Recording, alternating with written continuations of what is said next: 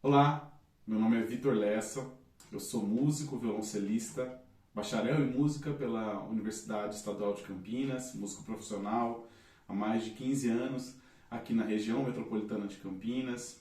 Já toquei em diversas orquestras profissionais, sou músico da Orquestra Sinfônica Municipal da cidade de Americana e eu tô aqui hoje, através desse projeto do PROAC, para contar um pouquinho da história e do funcionamento, do mecanismo desse instrumento, que é o violoncelo, que é esse instrumento que eu amo. E para começar essa conversa, no início desse vídeo, vocês ouviram o prelúdio da suíte número 1 de Johann Sebastian Bach. O prelúdio, então, é a primeira peça desse conjunto de 6 movimentos, e o Bach foi um dos gênios da música do período barroco, um dos gênios da música universal até hoje, O Bach daquela época, lá a gente está falando do século XVI, toda a música que ele fez, ela teve um reflexo até hoje na música ocidental. Então foi um verdadeiro gênio, e ele compôs essa série dessas 6 suítes para violoncelo solo. As suítes, na verdade, são um conjunto de danças, e você ouviu então o prelúdio, que é esse movimento de uma introdução às danças, aos movimentos que estão sequenciais que vão vir, que você vai ouvir logo mais. Essa suíte, aliás, a série dessas 6 suítes, a gente não sabe exatamente quando que elas foram compostas. A gente imagina que foi ali entre 1717 e 1723 em Köthen, na Alemanha, porque o Bach ele tinha uma orquestra que ele organizava e tinham 2 violoncelistas muito bons. Então a gente imagina que talvez ele tenha escrito essas suítes para um desses violoncelistas, mas os grandes violoncelistas do mundo já gravaram a suíte de Bach. Então, se você der um Google aí, você vai poder ouvir várias versões, se deliciar, porque é uma melhor que a outra. Eu particularmente amo essa suíte número 1. Ela é uma das mais famosas, ela é uma das obras mais gravadas, e em especial esse prelúdio que você ouviu, é uma música que não sai de moda, não é? Então é isso. E agora a gente vai ouvir o segundo movimento. Vamos lá, Allemande.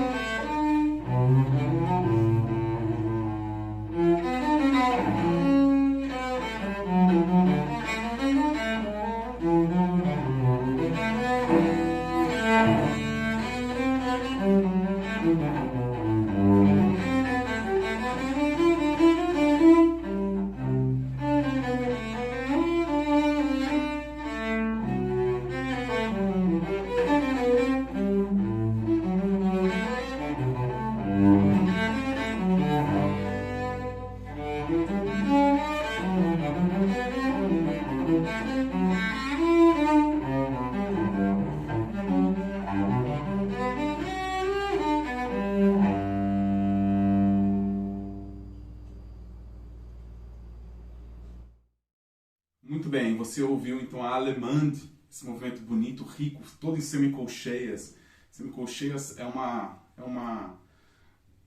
figura rítmica, rápida, relativamente rápida, e essa obra então tão majestosa, um dos meus movimentos particularmente preferidos, a Allemande da suíte número 1 de Bach.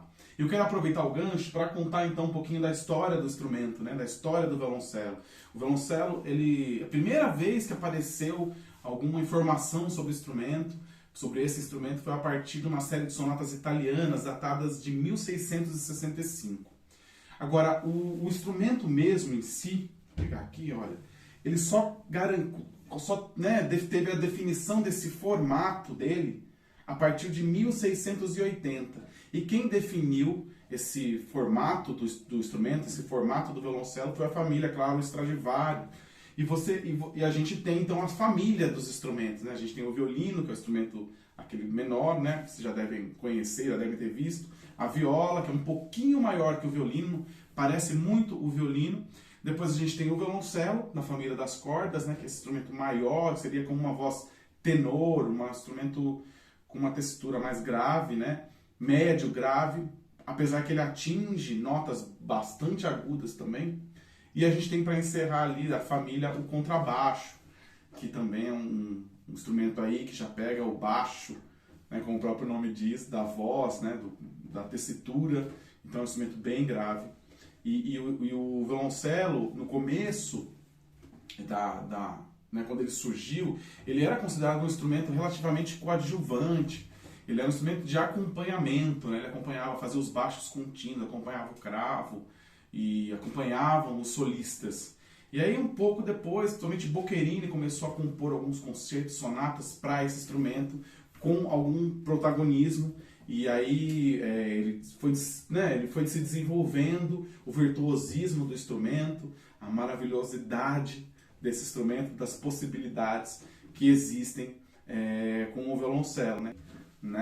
Muito bem, e a gente vai ouvir agora o próximo movimento, que é a Chorante, um dos movimentos mais virtuosísticos dessa suíte número 1 de Bach, e vamos a ele.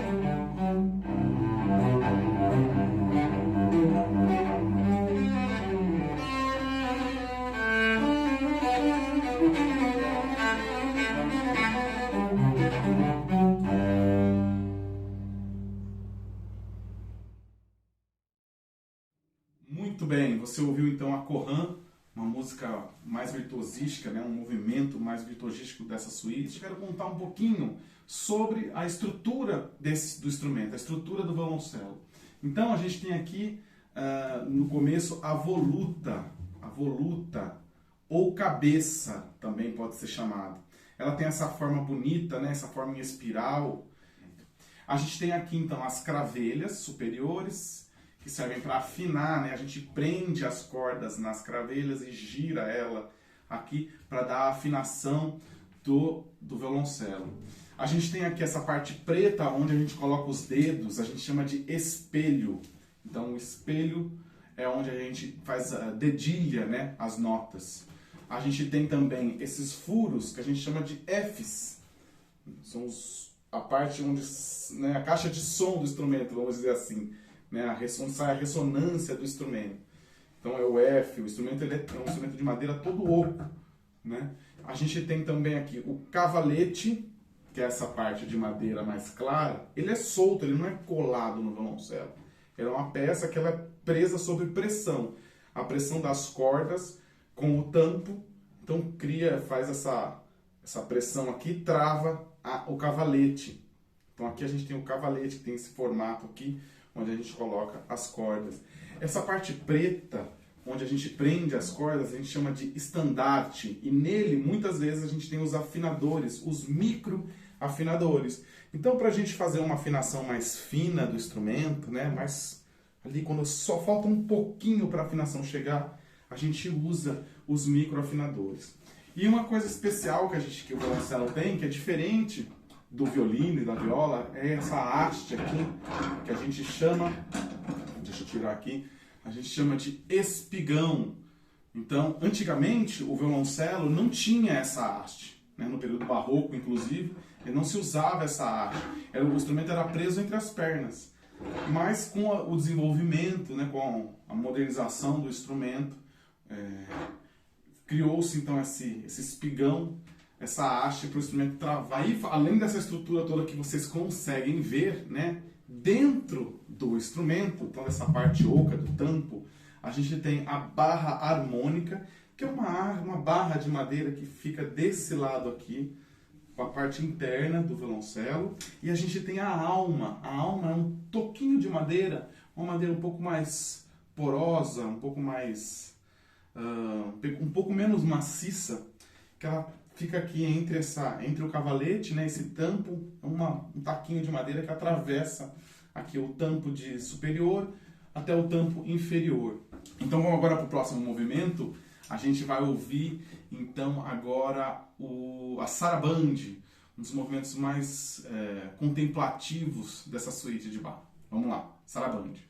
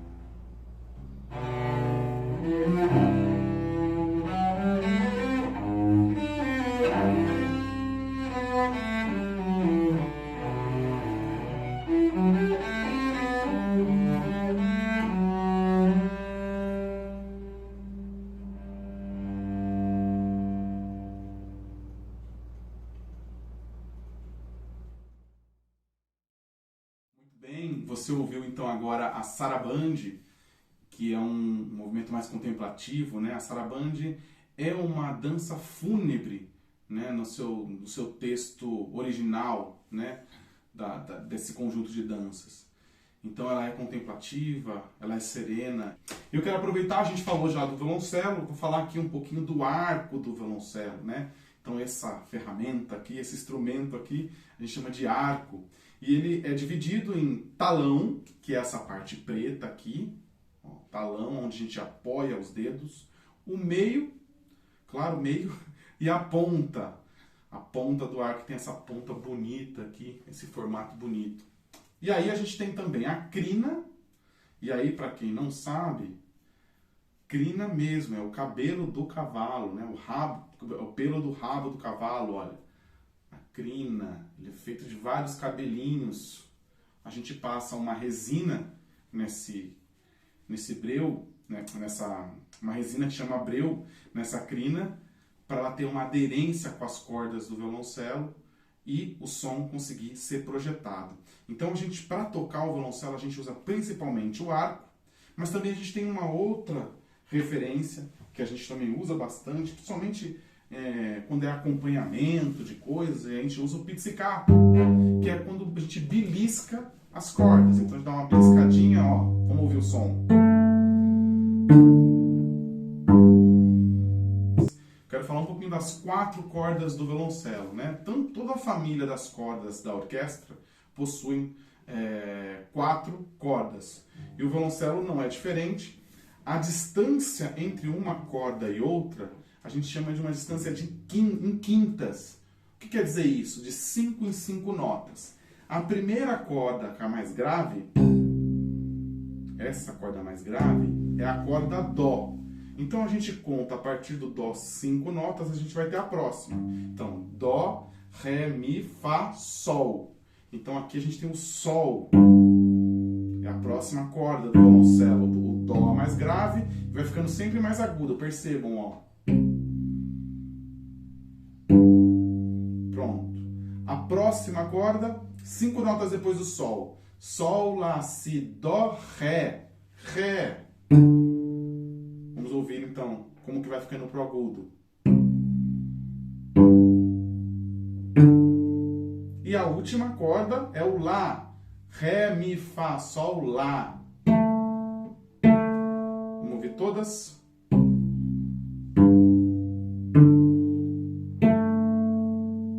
Certo?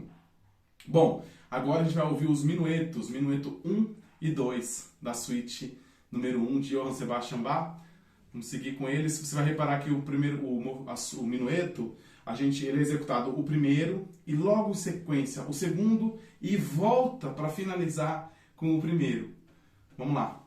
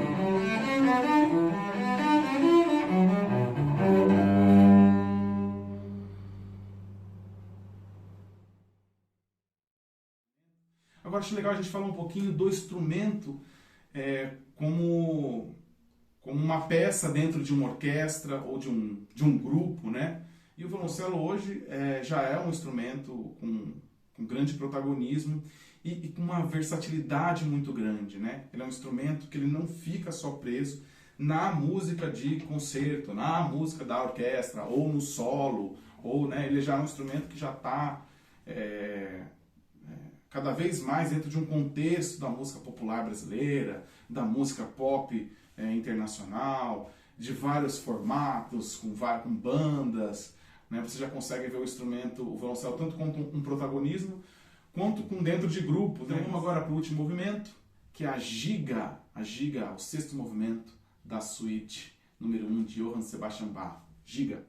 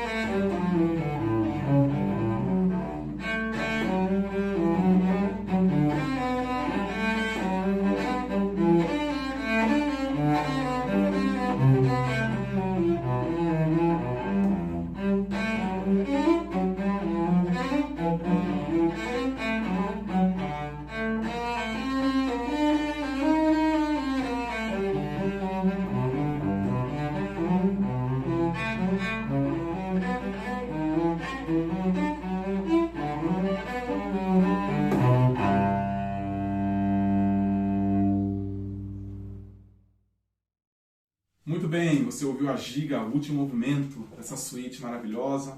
Eu estimulo a vocês que busquem aí na internet, nas mídias, gravações emblemáticas dessa suíte, em especial de grandes violoncelistas. Todos eles gravaram e são... cada uma tem uma peculiaridade, tem uma diferença, um jeito diferente de tocar. Ela é muito particular, essa série dessas 6 suítes. E a primeira em especial tem muitas peculiaridades, particularidades na execução de cada um desses violoncelistas que você pode assistir, estão aí nas redes sociais. E a dica que eu daria para você que vai seguir é tentar sair sempre o máximo da casinha, né? Não pensar que só existe a orquestra, que é a única opção para o músico, que só vai ganhar dinheiro se tocar numa orquestra, se fizer um concurso. Eu acho que isso já é um pensamento que a gente não precisa mais ter, né? O mercado está cada vez mais amplo, as mídias, né, as redes sociais vieram para provar isso, das infinitas possibilidades que você pode ter no seu instrumento. Você não precisa só tocar música clássica, você pode tocar diversos estilos. É um instrumento muito versátil, que está aberto a tudo isso. Tá bom? Então, boa sorte a você, futuro violoncelista, na sua jornada. Se você quiser bater um papo comigo, pode entrar em contato através das minhas redes sociais, do Facebook e do Instagram. O Celista Lessa é o meu arroba. E eu estou super disponível para a gente bater um papo, falar um pouco de carreira, tentar te ajudar no que eu puder, para que você seja um grande violoncelista e um músico realizado. Isso é muito importante, profissionalmente, né? Na sua profissão que você quer, na área que você quer. Tá joia? Agradeço a oportunidade no nome do PROAC de estar podendo falar um pouquinho sobre o meu instrumento, o instrumento que eu amo, que é o violoncelo, que, enfim, eu desenvolvi toda a minha vida, minha carreira, minha profissão com ele. E é isso, a gente se vê, tá bom? Valeu, um abraço.